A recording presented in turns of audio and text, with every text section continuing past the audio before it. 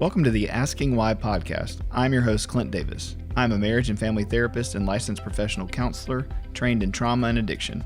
The Asking Why podcast is for anyone on a journey of healing and restoration. If you are searching for answers to life's questions and want to learn more about root causes from a psychological and theological mix, this show is for you.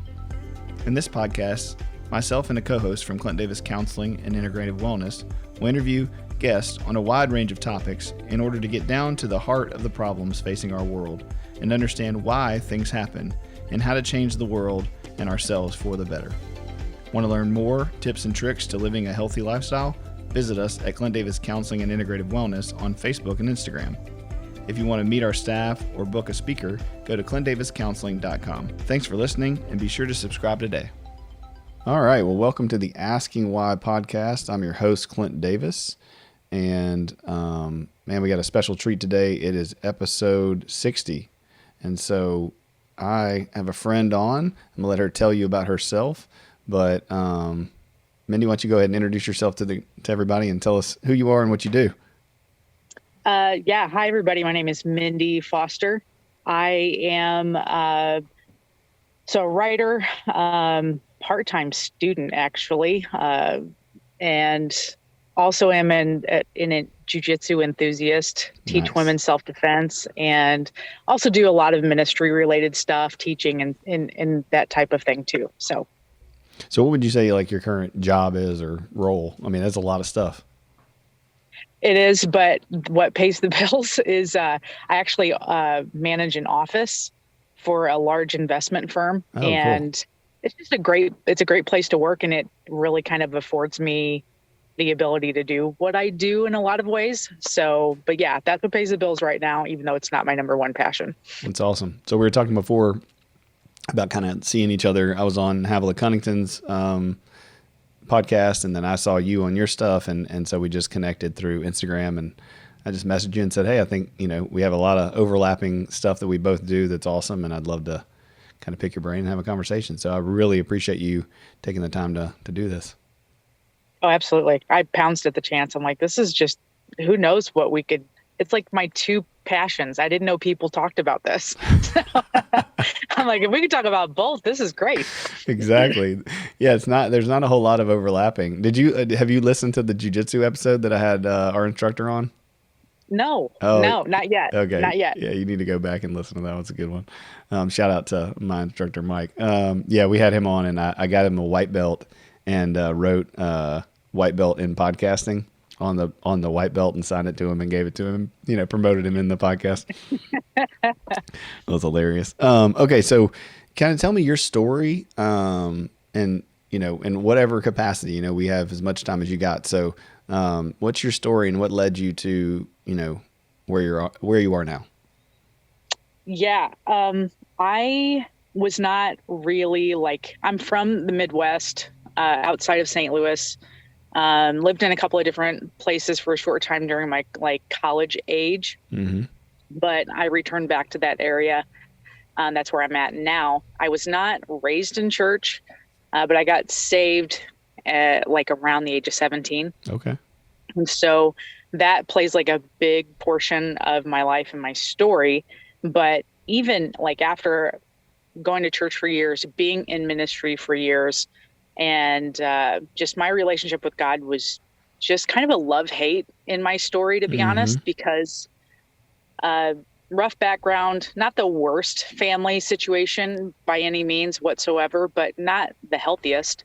And so I really was tumultuous with God, to be honest. And so through the years, he's really just taught me so much, and it's changed me.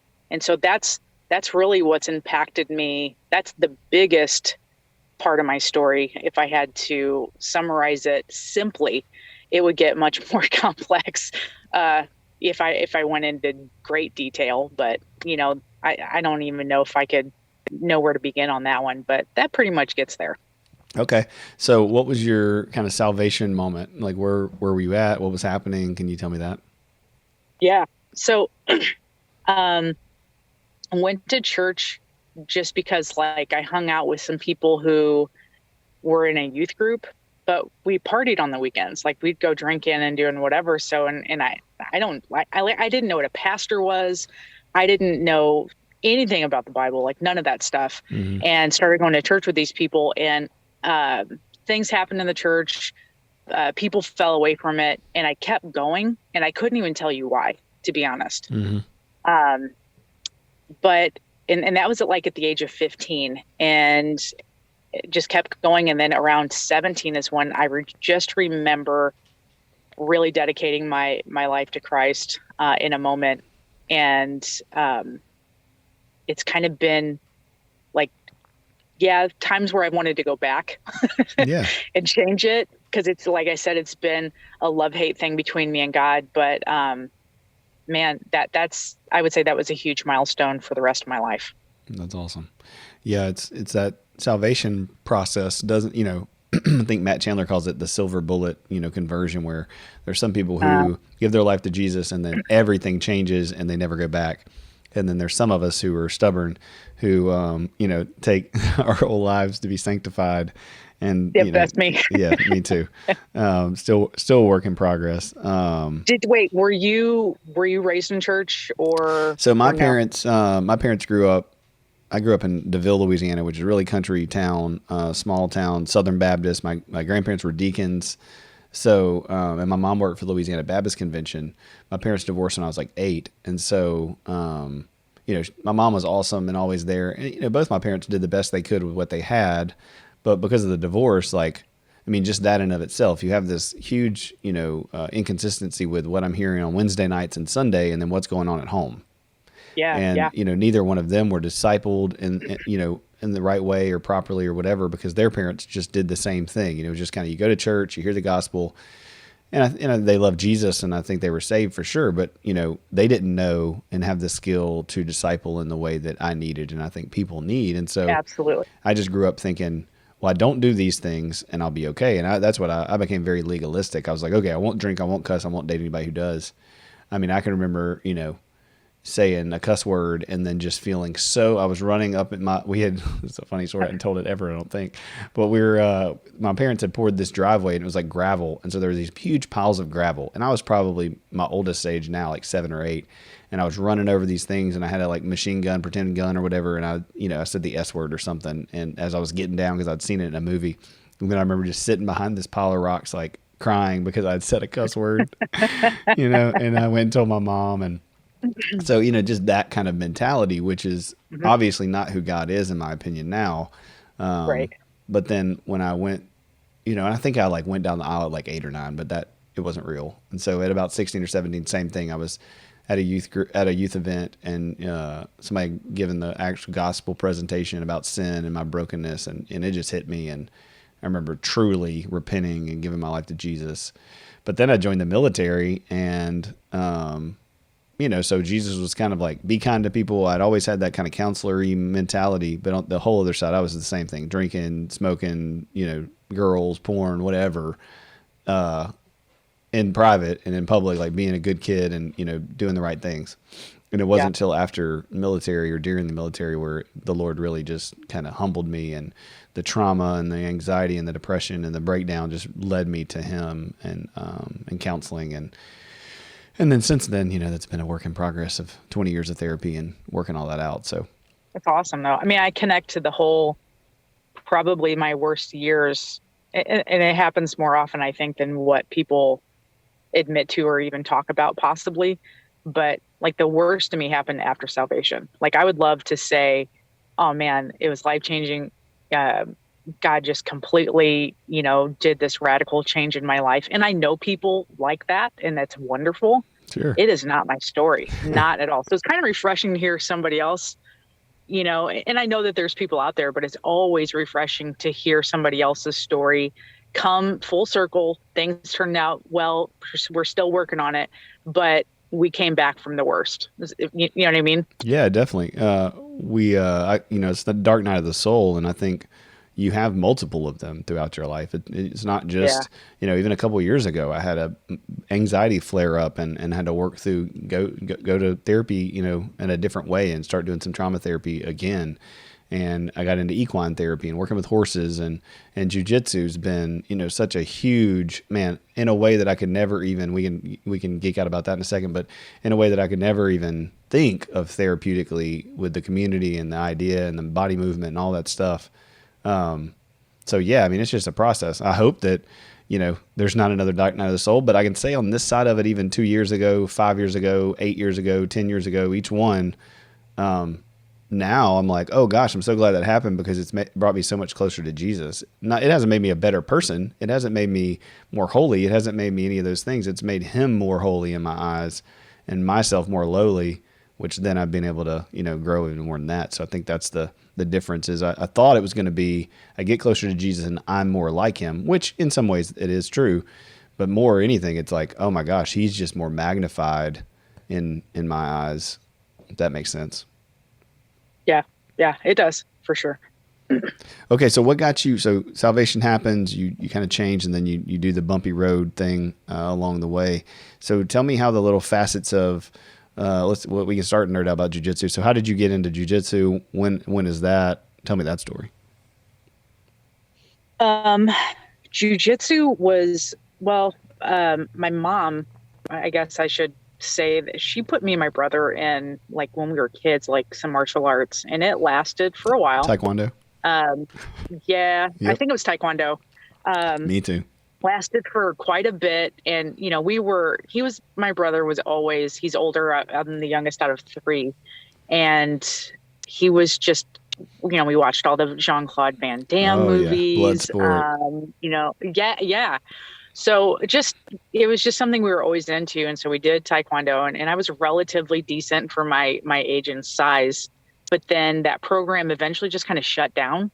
And I always loved that part of my childhood. And when I was a teenager, I was just kind of like, I would like to get back into that, just because I stopped doing high school sports and stuff like that. But I've always enjoyed just being physically active. And so it wasn't until my late 20s that in my area, one of the Matt Hughes, UFC fighter, he opened a gym kind of in my area, a couple of towns over. And they brought in, several programs, and one of them was jiu-jitsu. So the coach for there I had my pastor actually started going there, him and his son, who are still my coaches to this day now. They're black belts now. Wow, that's so good. And yeah, it really is. And so he was telling me about it. He was like, well, if you want to come check it out, we do it out there. And so went out there, tried it.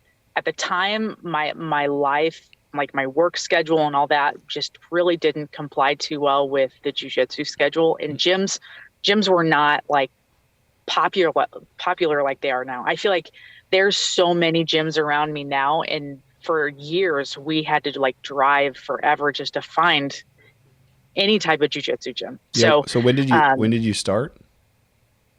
When was I was 28, so I think it was like around 2012-ish, 13-ish. Yeah, right around that. It's wild how popular it's gotten in the last 10 years.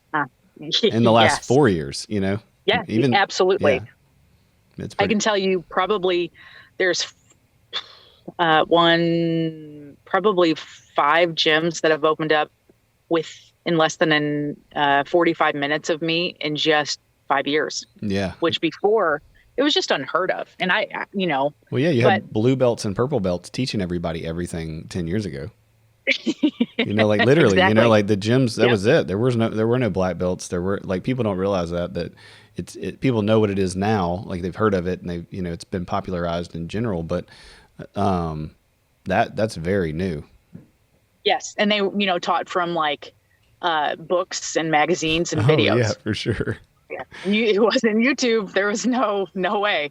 Now you can teach yourself pretty much. You need a partner, but the amount of information out there for the hobby or the sport of jiu-jitsu is just crazy. Oh, it's insane. Little jealous. I wish we had it back in the day, because I feel like I would be so far along. But it is what it is. Well, yeah, that's why you get these 18-year-old kids who are Amazing. winning pans. And you're like, what are you doing? You know, it's like, that's all they do. They do it 7 days a week, 2 hours a day, and watch videos and read books all day.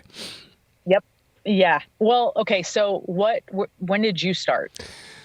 Let's see. I started 2000, right in the midst of, so what happened? Oh yeah. We had my oldest, and he had a bunch of food allergy stuff. And, I had started my practice. So about 5 years ago, I think 4.5, 5 years ago. Yep. Okay. So, started because I had done Taekwondo since I was little. I mean, when I was 3, I did Taekwondo, and then did some into high school, and then high school, got into other sports, and it just kind of fell off. My uncle wasn't doing the gym anymore, wasn't the instructor. And so I just stopped, I think right at black belt. And then, I'm just a kid. So everybody thought, oh, you're a black belt in Taekwondo. You're so, cool. And I'm like, no, you don't really know anything. And so, I can do a jump spinning crescent kick, but that's about as much as a fight I want to get into.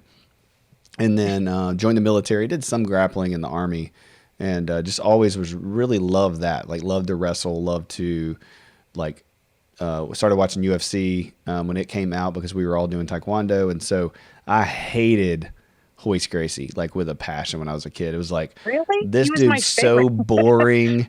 Like, he never hits anybody. He's cheating. Like, that was my mentality when I was a kid. As a dude, you're like, you want to see people stand up and punch each other in the face. And now I look back and I'm like, that's so stupid. Like, like that was such a dumb, mentality. And so, got through the military. And then one of my clients actually, he knows who he is, and he listens to the podcast. So shout out to you, DF. But he was like, man, you need to come to jiu-jitsu. I train here in Shreveport and blah, blah, blah. He's like, it's so good for trauma. And I was like, man, I don't have time for that. I'm too old. And so one of my friends, Uriah Oxford, one of my counselors on my staff and one of my friends at the time, he was like, man, just come one night with me. And I was like, okay. So he gave me a gi, and we went, and, man, just that first night, I was like, oh, this is it. This is great. And, so I started training at another gym under Crone Gracie for 2 years, who was affiliate under Crone. And then I moved to the gym I'm in now under Pedro Sauer, and I've been there for over 2 years, and it's been phenomenal. So yeah, it's been fun. That's awesome. Yeah. It's we could talk about it all day, and I don't even care if people care about it on the podcast, but jiu-jitsu people, you just talk about jiu-jitsu forever.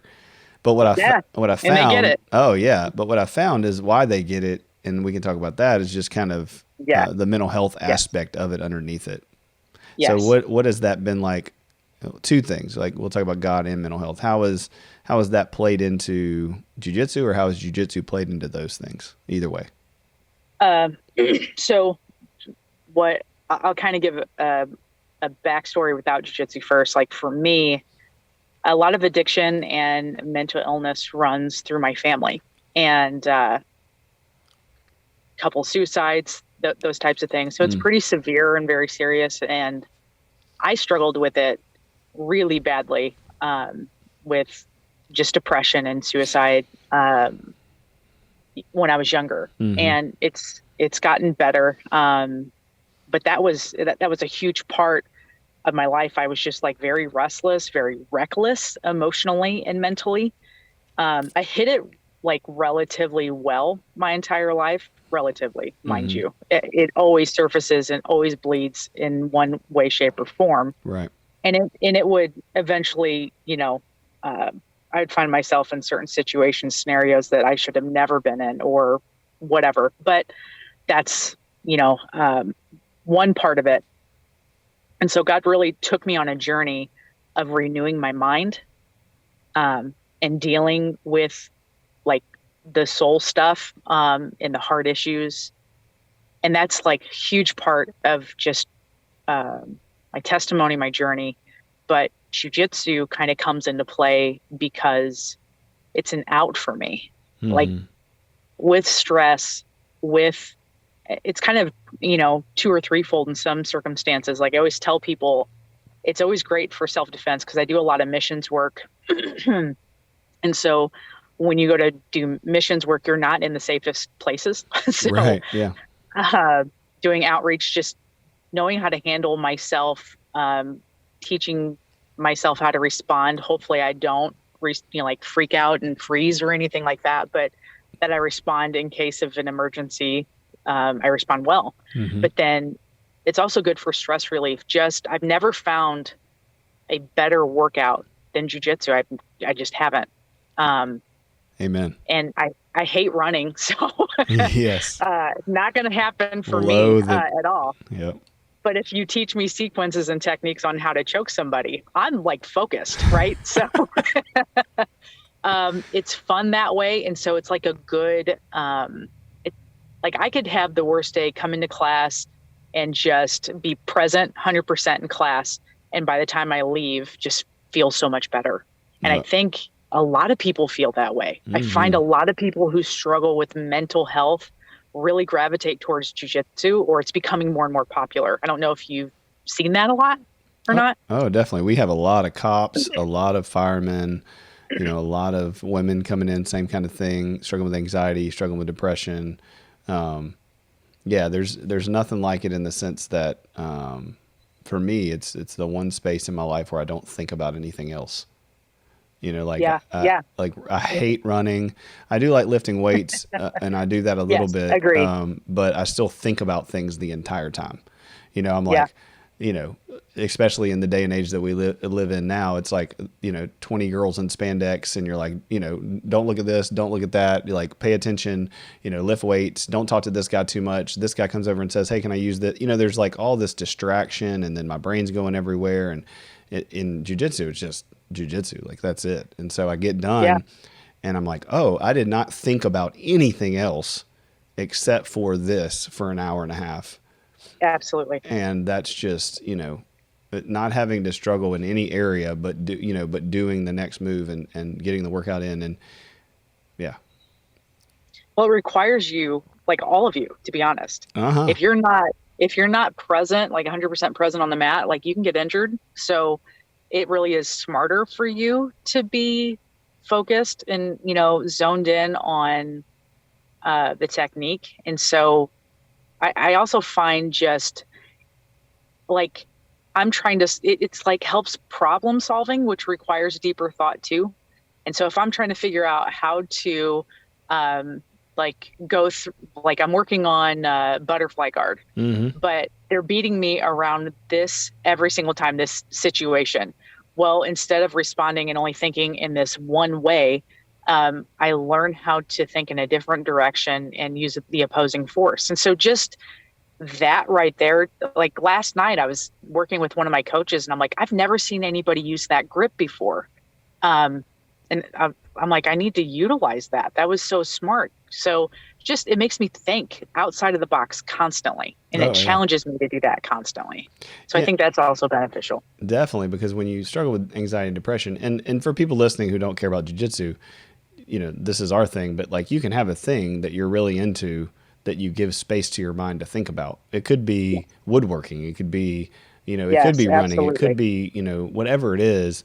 With anxiety and depression, so much of the time you're filling your head with things from the past, things you're ashamed of, things that you wish you would have done differently, conversations that you should have had, or the future, which leads to this anxiety of this conversation's coming. This thing is, I got to get better. I should be doing this more. This job's going to happen. This career's going to happen. This relationship needs to happen. And you're just full of anxiety. And so anything that you can do to get yourself in the present, in the moment, I feel like that's where God is, and that's where happiness and joy and peace is in the moment. And so jiu-jitsu is just a great way, a catalyst to get you in your body in the moment.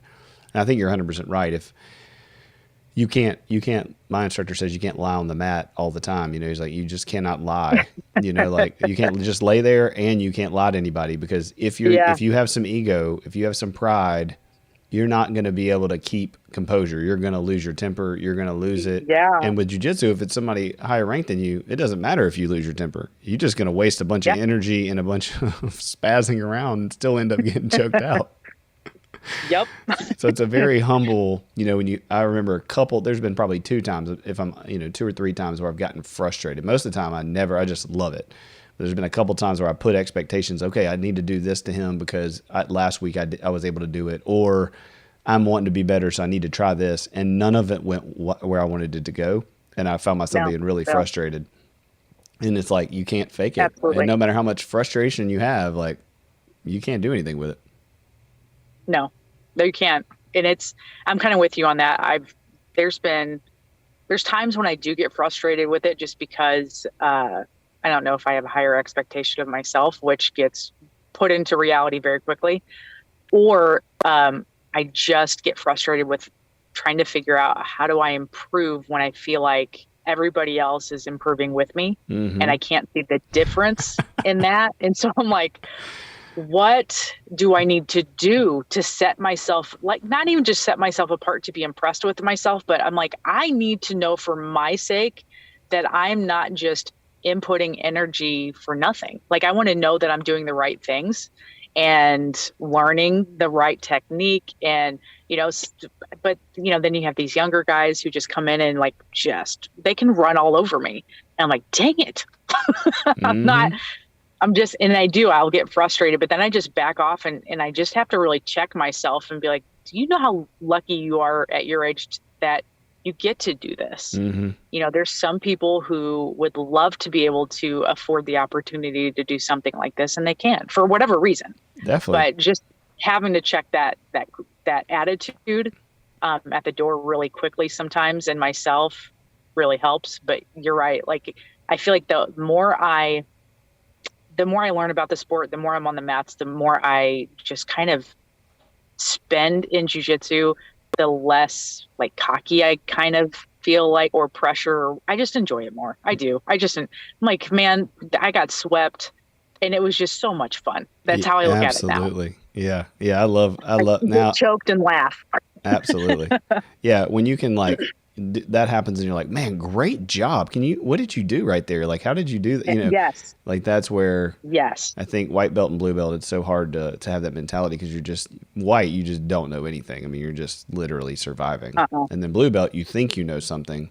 And so you're trying to apply it. And that's when I think the frustration, that's why so many people quit at blue, is because they get frustrated thinking, I'm going to make this happen because now I know it. Right. And it's like, that's definitely not going to happen.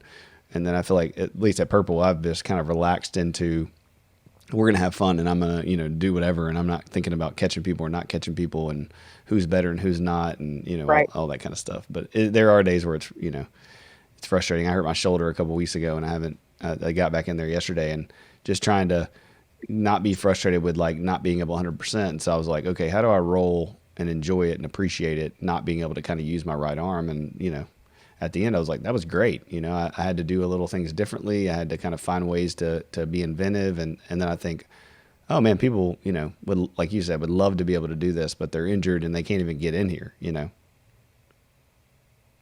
Well, like, we talk about a couple of times, I think my coach, shout out to Josh McKinney.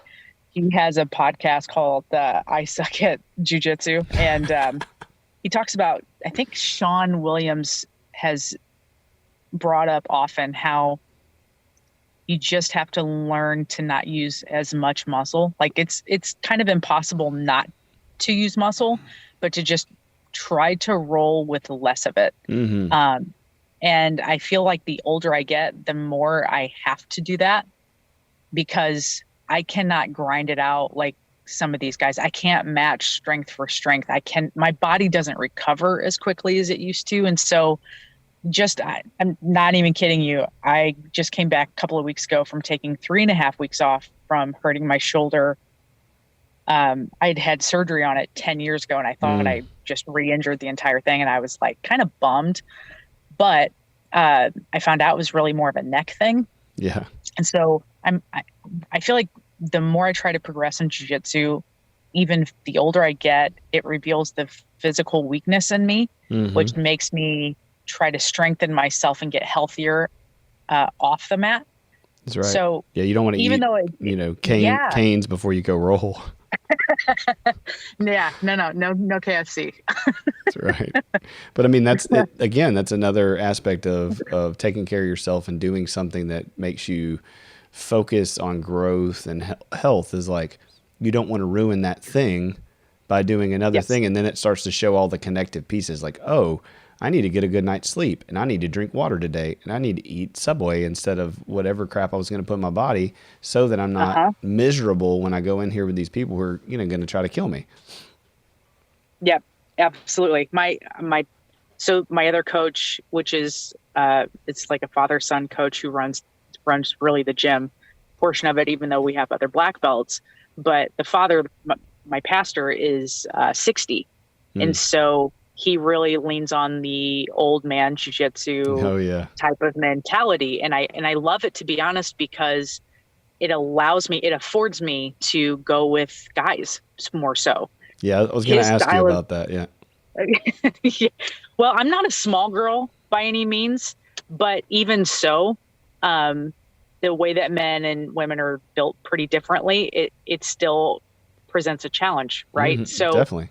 um, Although I tell you what, I've rolled with some women who were small who will whoop your butt in a second. absolutely, Yeah. It's and because I it, love seeing it. oh yeah. I do. Yeah, I rolled with a It's blue so belt cool. in Las Vegas when I think I was a white belt, and I went over and she was small, and man, she busted my lip, like she raked my teeth across my lip with her forearm. I was like, this girl is not playing, you know?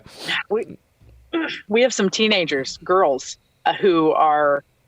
I'm just amazed. I'm like, by the time they get to their 20s, they're going to be killing people. They're amazing. They're amazing.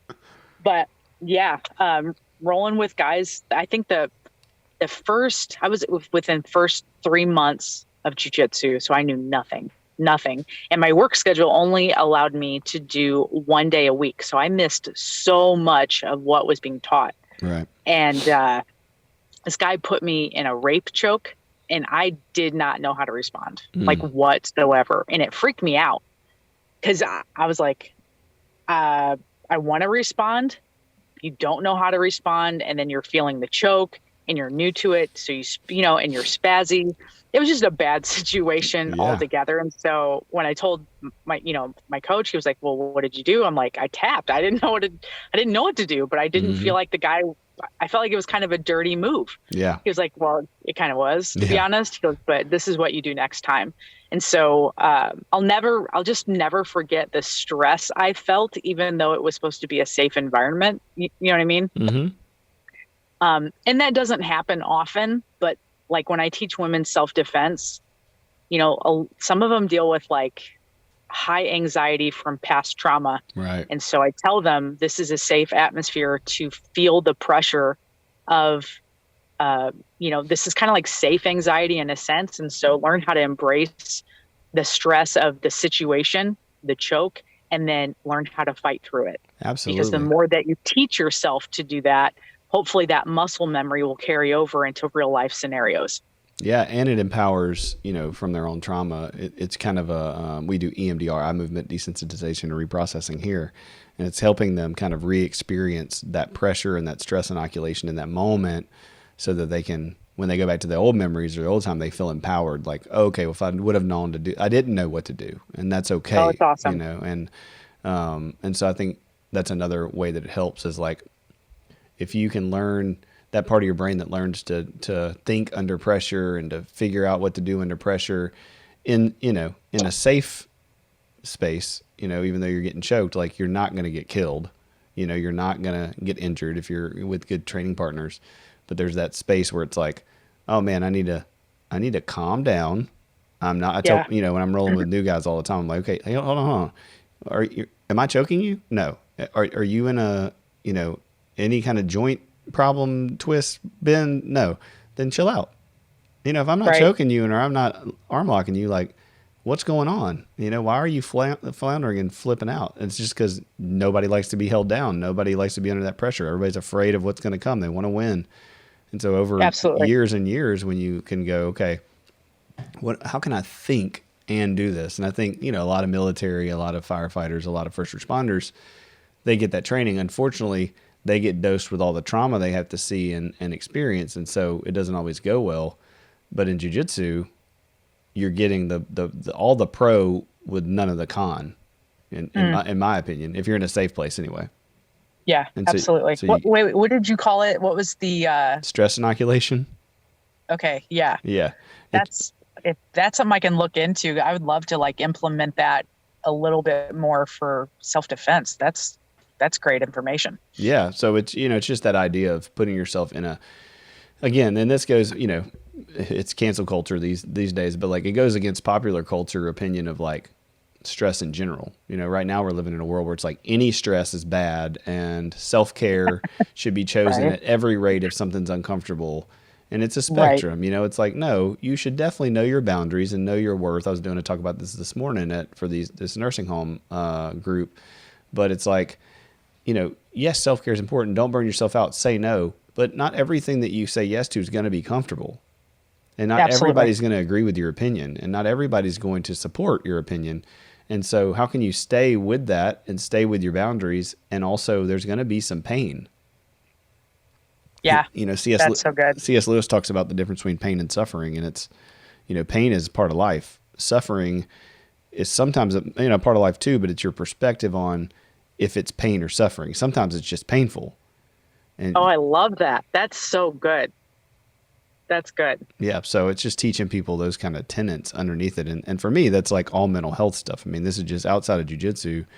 This is the things we need to learn in our offices, and in our work and in our discipleship is, what are these things and what do they mean? What do they say about me? And usually if you're a Christian, the answer is nothing. Your worth and values in Christ and who he says you are, not in any of this nonsense. Absolutely. Yeah. Putman Restoration is a proud sponsor of the Asking Why podcast. Putman Restoration specializes in commercial disaster services, including water damage, fire, smoke, mold, and storm. Their goal and desire is to get your properties up and running as soon as possible after disaster strikes. Hospitals, schools, hotels, and large municipal buildings, malls, churches, and large commercial properties are their specialty. Managed properties nationwide? No problem. Putman Restoration services their clients nationwide. They are strategically partnered with elite restoration companies throughout the U.S. and Canada, giving their clients resources during disasters where normal companies would be tapped out. Trust the professionals at Putman Restoration when disaster strikes. Visit them online at www.putmanrestoration.com or give them a call at 318-453-5029. So tell me, what are you doing as far as women empowerment? Kind of how'd you get into that part? So you've been training, you've been doing some jiu-jitsu, and then when did it branch off into on your Instagram page, people can go to it and check it out. What's your @ for your Instagram? So my last name's Foster. So it's just the first two letters. It's Mindi 82. Gotcha. That's Twitter and Instagram, FOMINDI 82. And so either one of those, but it was kind of an interesting thing that, it kind of shifted when I got my purple belt right around the pandemic. Everything shut down right after I got my purple belt. But the desire I had for at least my own gym was to just build a bigger and more comfortable atmosphere for women to do jiu-jitsu. Mm-hmm. But the pandemic, obviously. Yeah. However, there was just opportunity with Girls and Gis, the women's jiu-jitsu organization. Uh-huh. They reached out. I can't even remember completely how they came about with this, but I started doing articles and writing for her on the side, just as kind of, I just looked at it as a learning opportunity and something I can have fun with and maybe just grow and learn in my writing. But just doing that kind of made me think more so about it. And plus with missions, I had heard, I'd read upon the story, I can't even find it anymore, but they started teaching women's self-defense in Africa, and the rape statistics dropped noticeably. And I looked at that and I was just like, man, wow. There's opportunity for this. And, and I dug into more statistics, and it is proven statistically that the more that women engage in a women's self-defense program, not just a one-time class, but the more that they go into at least a 10-week program, the chance of occurrences in rape just drop. Wow. And I look at that, and, in countries where HIV is high, there's not, opportunity for them to have any type of, there's not condoms or anything like that. Mm-hmm. Contraception. Yeah, thank you.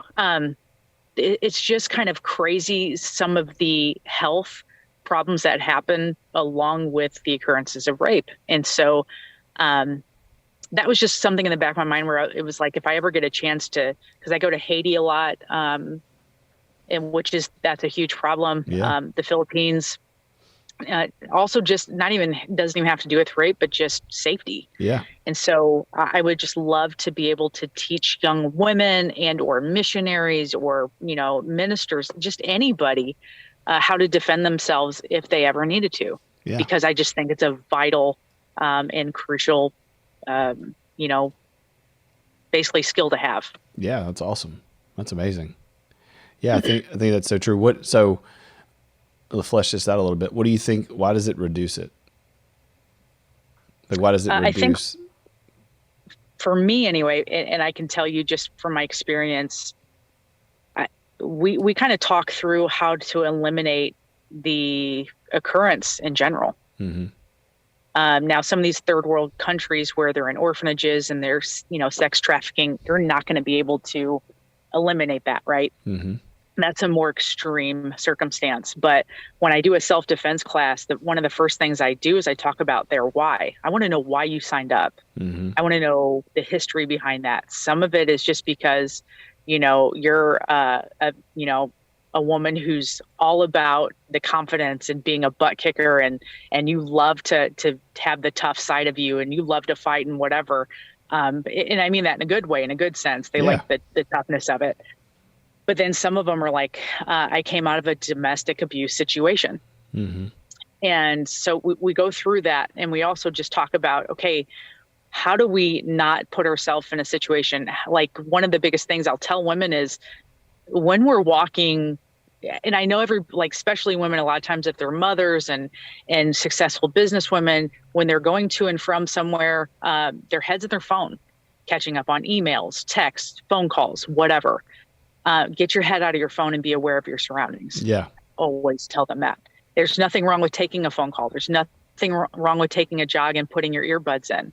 But do not completely zone out to where you don't know what's going on around you, mm-hmm. because that makes you an opportune victim there. And so by doing that, we're just trying to eliminate some things that are within our control, right? Right. Some things aren't, but if they are, let's eliminate that. Absolutely. Yeah. So, I hear you saying it's not anybody's fault if those things happen, or if that's what it, the sequence that occurred, but we're talking about prevention, and with preventing, you have to be mindful about what are some options that you can control. Yeah. It's super good. Yeah. Because, and then additionally, sorry about that. No, but additionally, like I said before, we kind of put ourselves in those scenarios where, I was dealing with somebody who has really bad anxiety and claustrophobia. And I slowly exposed her to situations and positions with jiu-jitsu to where, we said, when you are really, really on the verge of a panic attack, say tap. But if not, let's just slowly close in, feel the choke, feel the position, feel the weight of their body on you, making you uncomfortable, but know that it's okay. And you're mm-hmm. learning. You're learning. And that's a safe space to be in.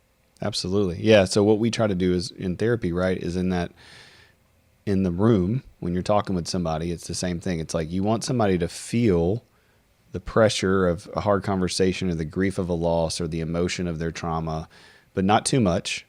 But you don't want you don't want to be so overwhelmed that they either explode or they disassociate and check out, right? And so, it's good. I can imagine with women, it's like, okay, I need you to feel the pressure enough, but I want you to stay connected, right? As we would use that term, but I would also use it in like an attachment sense. Like, I want you to be here and feel safe and be connected, that we're working together on this thing, and you don't have to check out, but you don't also have to flail around and freak out. And we got to hold this space in the middle. And that builds these neural pathways and these connections to where people are like, oh, okay, I can handle this. And then the next time they do it, their window of tolerance is wider. Does that make sense? So absolutely. Absolutely.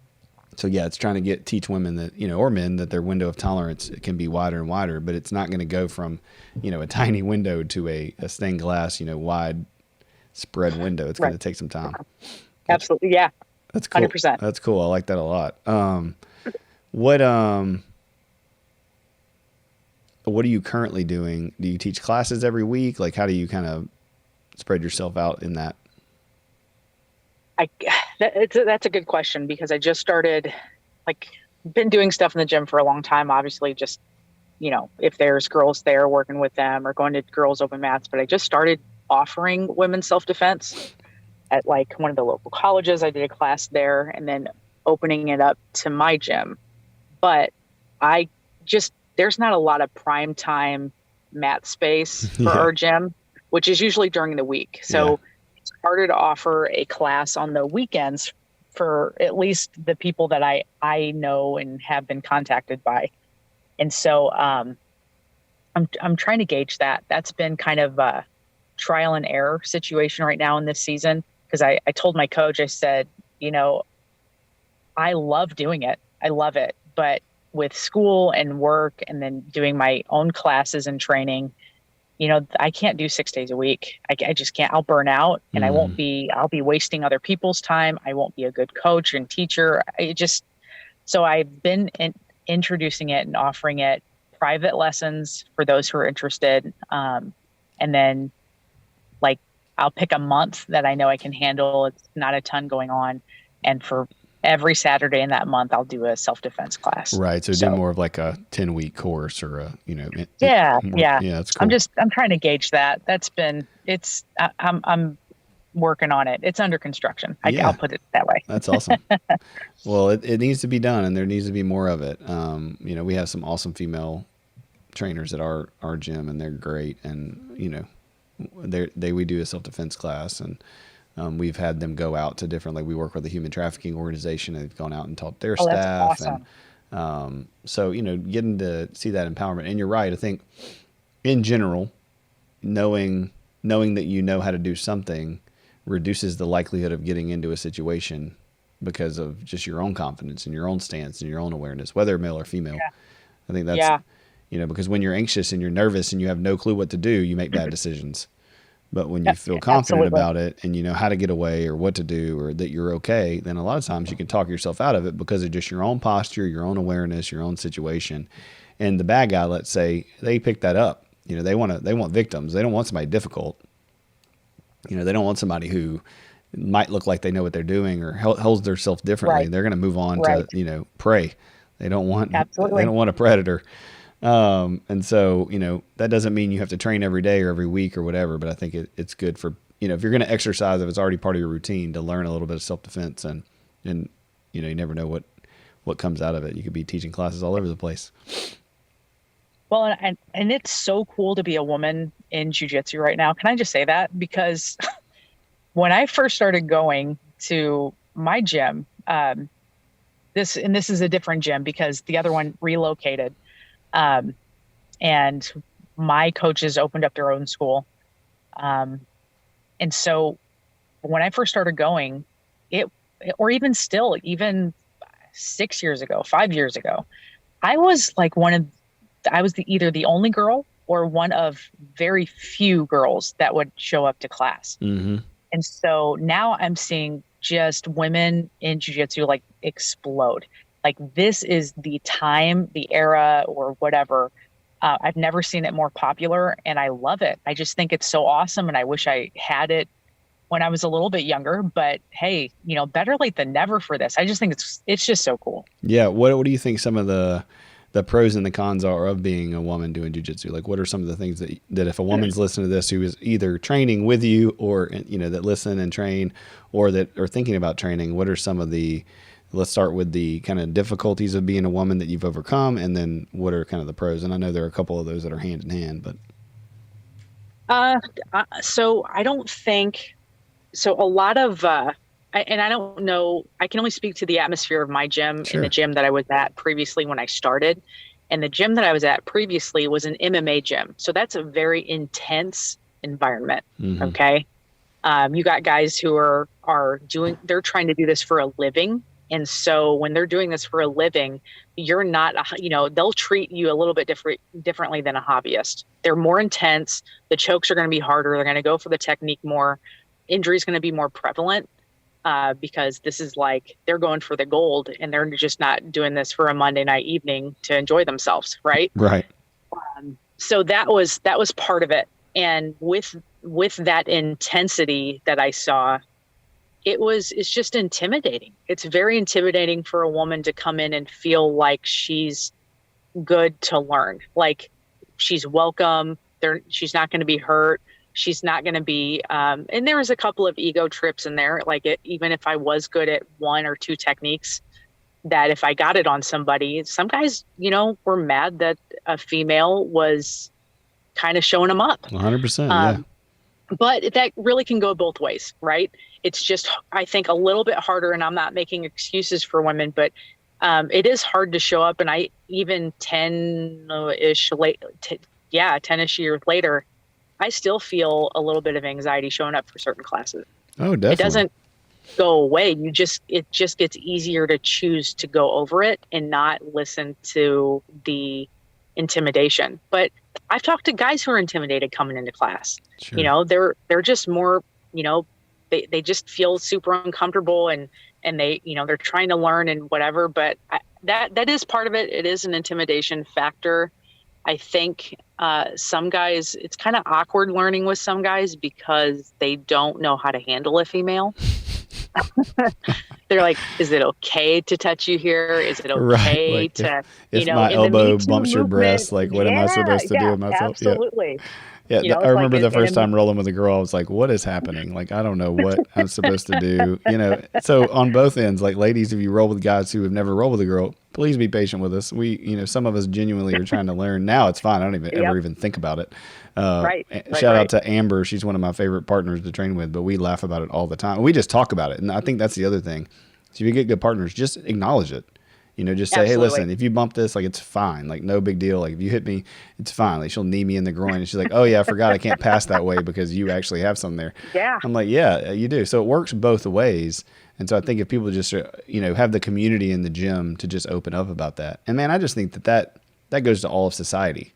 If you're dealing with an African-American in your life or, a Caucasian person in your life, or just name the differences. You don't make a big deal about it, but just say, hey, listen, I know you're black or African-American or you're white. Like, how do you feel about this? Like, what are we going to do in our relationship between each other? Don't make it this generalized issue.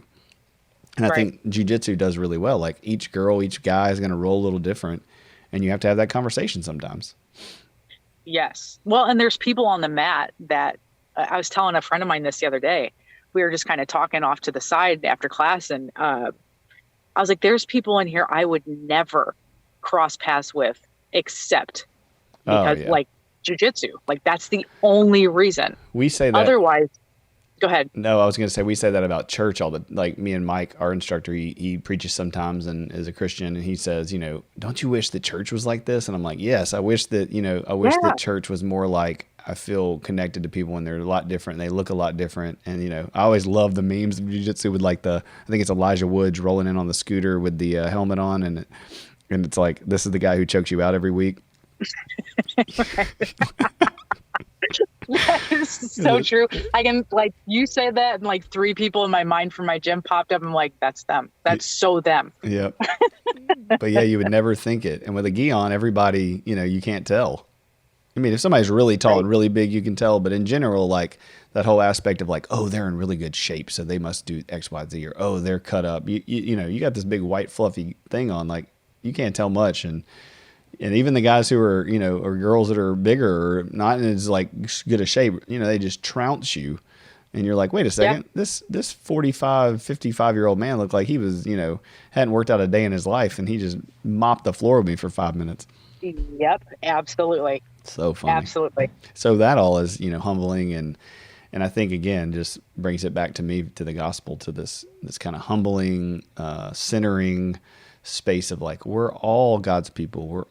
We look different. We have different backgrounds, different situations, but we have to find ways in America and in our churches and in our communities to find the things that we're more alike in than the things that we're different in. And jiu-jitsu is a good caveat for that. It really is, actually. It was really good. Okay. So, I know we got to wrap up in a second, but, what suggestions would you give to people if they're out there? And, I know, I don't want to miss this, so we got plenty of time, so I'll scratch that. Tell me about your writing and your blog and what you're doing with that, and how'd you get into that? So honestly, writing was just a response as a call to feel responsible with what God has given me in my life. Mm-hmm.